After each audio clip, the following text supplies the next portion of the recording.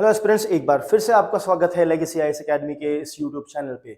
आज हम इस वीडियो में डिस्कस करने वाले हैं इंडिया और चाइना की रिलेशनशिप। इसके बारे में हम ये देखेंगे कि हर बार अक्सर ऐसा होता आया है हिस्टोरिकली कि इंडिया और चाइना की रिलेशनशिप है थोड़ी सी इंप्रूव होती है, बेटर होती है, ऐसा लगता है कि आगे चल के स्ट्रेंथन हो जाएगी, बट यही रिलेशनशिप फिर से ब्रेक हो जाती है और फिर से मिसट्रस्ट पैदा हो जाती है इंडिया और चाइना के बीच में। एंड अगेन फिर दोनों की गवर्नमेंट ट्राई करने लगती है इस मिसट्रस्ट को दूर करके थोड़ा सा अगेन इंटीग्रेट करने के लिए। फिर से होता है थोड़ा सा इंटीग्रेशन, थोड़ा सा मिसट्रस्ट दूर होता है, इंटीग्रेशन बढ़ता है, बट अगेन फिर ऐसा कुछ होता है कि मिसट्रस्ट वापस से पैदा हो जाता है और ये रिलेशनशिप फिर से टूट जाता है। बस इसी को कहा जा रहा है China and India relationship trap. मतलब चाइना और इंडिया ट्रैप्ड है एक लूप में। लूप मतलब मान लीजिए सर्कुलर लूप, यहां पे कुछ चीज हो रही है, फिर वो चेंज होती है, फिर चेंज होती है, फिर चेंज होती है, बट वापस वही स्टार्टिंग पॉइंट पे आ जाती है। तो इस वीडियो में हम इसी लूप को डिस्कस करने वाले हैं with examples from the past का एग्जांपल और प्रेजेंट की सिचुएशन को ध्यान में रखते हुए। तो what is the timeline of events के ये चीज एक्चुअली हुई है। तो इंडिया और चाइना का रिलेशनशिप अगर देखा जाए तो यहां पे एक रिपीटेटिव साइकिल, मतलब एक साइकिल जो रिपीट होते रही है बार बार। इसमें इस आर्टिकल के लेखक कहते हैं कि पहले होप मींस उम्मीद आती है कि यस रिलेशनशिप बेटर हो सकेंगे। फिर क्योंकि ये उम्मीद होती है जो कि पहला स्टेज है, उसके बाद होता है एंगेजमेंट। एंगेजमेंट मतलब टॉक्स, डायलॉग्स, इंटीग्रेशन करने की कोशिश के लिए टॉक्स और डायलॉग्स होते हैं। अब ये जो एंगेजमेंट होने लगता है, इससे जो है इंटीग्रेशन जो है वो होने लगता है दोनों नेशन में। बट फिर कुछ ऐसी चीज होती है, जनरली ये चाइना है जो कुछ ऐसी चीजें करने लगता है जिस वजह से हो जाता है इस रिलेशनशिप का ब्रेकडाउन। जब ब्रेकडाउन हो जाती है रिलेशनशिप तो फिर डिस्ट्रस्ट पैदा हो जाता है। अब जब डिस्ट्रस्ट पैदा हो जाता है, ये ज्यादा बढ़ सकता है, तो इसको बढ़ने से रोकने के लिए फिर से दोनों सरकारें जो है टेम्पररी रीसेट करने की कोशिश करती है, टेम्पररी उस मिसट्रस्ट या डिस्ट्रस्ट को रोकने की कोशिश करती है और फिर से एक बार उम्मीद जाग जाती है दोनों नेशंस में इंटीग्रेट होने की। तो ये है पूरी इंडिया और चाइना के रिलेशनशिप का लूप जो कि बार बार रिपीट हो रहा है। अब इसको अगर हम एग्जाम्पल के तौर पे देखा जाए तो हमारे प्राइम मिनिस्टर की विजिट जो चाइना में हुई, वो उस विजिट ने जगाई एक होप। अब उसके बाद रिजम्पशन ऑफ वीजास मतलब वीजास को फिर से चालू किया गया, रिस्टोर करी गई फ्लाइट्स को। अब ये जो है फिर से एक लूप की शुरुआत कर रहा है, क्योंकि इंडिया के प्राइम मिनिस्टर ने चाइना को विजिट किया, रिजम्पशन ऑफ वीजास हुए, मतलब वीजा को फिर से चालू किया, फ्लाइट्स को फिर से चालू किया, तो इससे मिल गई है फिर से होप। अब ये होप के बाद एंगेजमेंट और बढ़ेगा, बट अगेन आ जाएगा सेम ब्रेकडाउन जो हम हिस्टोरिकली देख चुके हैं। तो इस वीडियो में हम ये भी समझेंगे कि इस लूप से बाहर कैसे निकला जाए और इस लूप से बाहर निकलने के लिए चाइना को क्या करने की जरूरत है और इंडिया को क्या करने की जरूरत है, ये हम आज समझने की कोशिश करेंगे। आगे बढ़ने से पहले इंपॉर्टेंट अनाउंसमेंट, नई बैचेस जो चालू हो रही है उनके बारे में, जिसमें 40 से कम स्टूडेंट्स रहेंगे।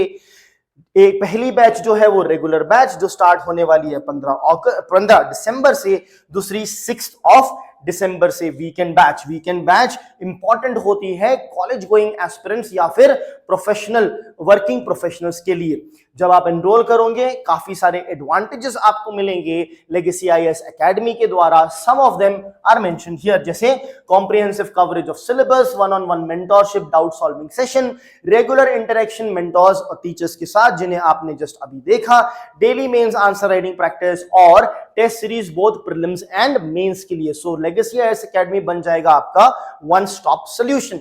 360 degree approach for current affairs, जहां पे हफ्ते भर का पूरा करंट अफेयर्स जो है लाइव क्लासेस में बताया जाता है। आपको अगर एनरोल करना है आप डाउनलोड कर सकते हैं ऐप, लॉग ऑन कर सकते हैं वेबसाइट पे या फिर you can call on the numbers जो यहां पे दिए हुए हैं। अब आते हैं वापस न्यूज की तरफ। What triggers this loop? अब ये जो है लूप का ट्रिगर एक्चुअली में होता क्या है? अब होप तो ट्रिगर नहीं होगा ऑफ कोर्स, ये ट्रिगर जनरली, होप को भी हम स्टार्टिंग पॉइंट कह सकते हैं। अब अगर आपके पास होप, एंगेजमेंट, ब्रेकडाउन, मिसट्रस्ट और होप ये वाला लूप है तो आप किसी को भी स्टार्टिंग पॉइंट ले सकते हैं, बट बेटर ये रहेगा या तो आप इस होप को स्टार्टिंग पॉइंट ले या तो फिर आप ये ब्रेकडाउन को स्टार्टिंग पॉइंट ले, बट स्टार्टिंग पॉइंट जो भी रहे ये इसी तरह से घूमते रहता है। अब टेम्पररी पॉलिटिकल गुडविल होती है, जिसके बाद selective diplomatic, this is very important, selective diplomatic initiatives, कि डिप्लोमेटिक इनिशिएटिव जो लिए जाते हैं वो सिलेक्टिव डायमेंशंस फील्ड्स में ही लिए जाते हैं, बिकॉज कई सारी चीजें अभी भी बहुत हर्ट करती है दोनों कंट्री को, खास तौर से इंडिया को, जो चाइना का 1962 यानी 1962 का बिट्रियल था। ठीक है, तो अब उसके बाद होता है इकोनॉमिक एंगेजमेंट। इकोनॉमिक एंगेजमेंट जब होने लगता है तो leader level, top level meetings की जाती है, बट ये सारी जो चीजें हैं ये एक बहुत ही फ्रेजाइल तरीके से रह जाती है। क्यों?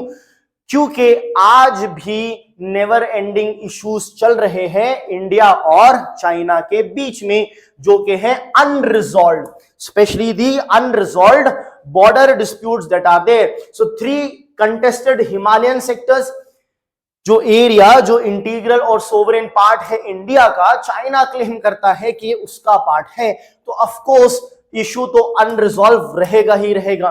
दोनों कंट्रीज के बीच में there is no mutually accepted boundary demarcation, कोई भी बाउंड्री डिमार्केशन ऐसी नहीं है जिसको दोनों कंट्री ने एक्सेप्ट किया होगा।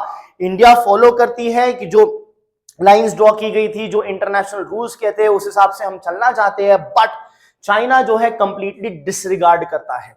और इंडिया जो है ऑफ कोर्स, सिंस ये जो सारी टेरिटरी है ये सोवरेन और इंटीग्रल पार्ट ऑफ इंडिया है, तो अब इंडिया नहीं चाहता कि ये इश्यूज बार बार इंटरनेशनलाइज हो। और इंटरनेशनलाइजेशन तो रहा एक साइड में, चाइना जो है बहुत ही अथॉरिटेरियन है, अगर आपका इंटरनेशनल कोर्ट भी कुछ डिसीजन देगा तो चाइना उसे भी नहीं मानता है।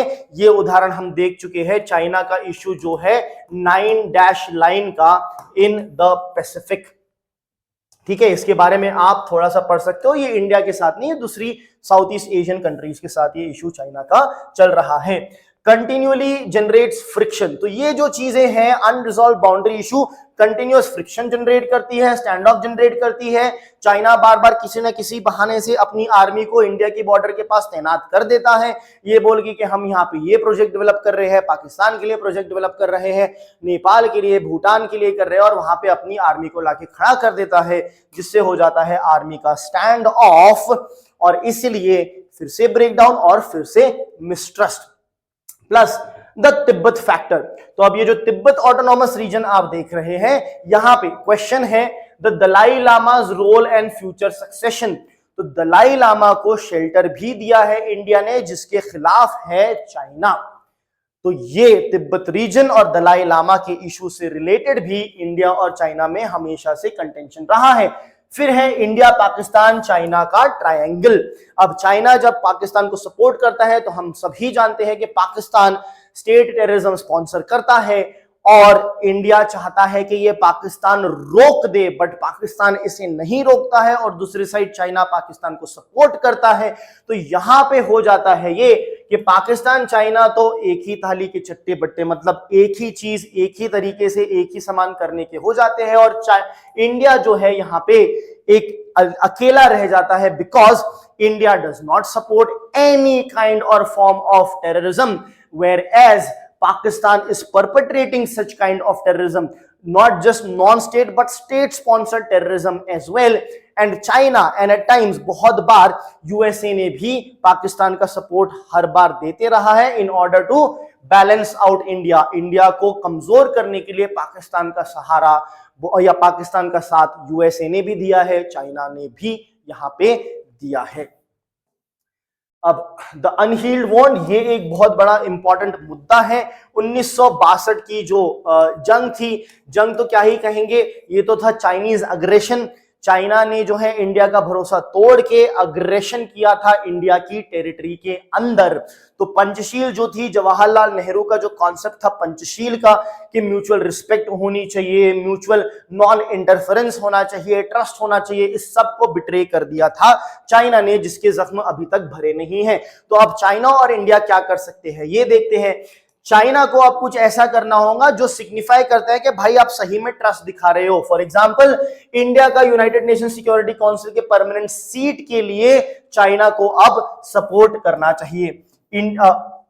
सो बेसिकली नीड है एक रेडिकल शिफ्ट की। अब जो यूजुअल डिप्लोमेसी होती आई है वो नहीं काम करेगी, उससे ट्रस्ट डेवलप नहीं होगा। तो ये थोड़ा सा थोड़ा सा स्ट्रॉन्ग स्टेप लेना पड़ेगा, जैसे supporting United nation council security council की जो परमानेंट सीट है उसमें चाइना को, इंडिया को सपोर्ट करना पड़ेगा। और उसके बाद फिर जो इंडिया है कोऑपरेट चाइना को करके आगे बढ़ सकता है। बट क्योंकि बिट्रेयल चाइना की तरफ से पहले हुआ है, तो एक स्ट्रॉन्ग कदम भी पहले चाइना की तरफ से होना चाहिए, और ये कदम जो है एक रेडिकल शिफ्ट होना चाहिए। इंडिया ने भी चाइनीज टूरिस्ट, स्कॉलर्स और बिजनेस और इन्वेस्टर्स के लिए दरवाजे फिर ओपन करने चाहिए, बट पहले चाइना ने भी अपना फुल ऑन सपोर्ट इंडिया को दिखाना चाहिए। Thank you.